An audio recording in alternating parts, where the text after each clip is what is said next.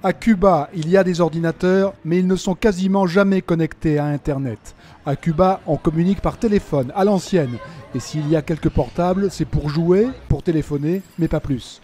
Cuba est un des pays les moins connectés du monde. Seuls quelques privilégiés peuvent trouver dans les hôtels de luxe un Internet rapide, à des prix exorbitants. 1 heure d'Internet pour l'équivalent d'1 semaine de salaire moyen. Pourtant, ça bouge un peu. Voici le premier centre de Wi-Fi gratuit de Cuba. Il a ouvert il y a quelques semaines, juste après la main tendue par Barack Obama. Les jeunes du quartier découvrent ébahis tout un monde qui s'ouvre devant eux.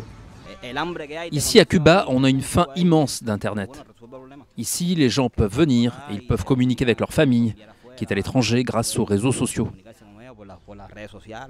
Mais ce centre de Wi-Fi gratuit reste le seul du pays. Le régime n'a pas l'air pressé d'ouvrir les vannes du web.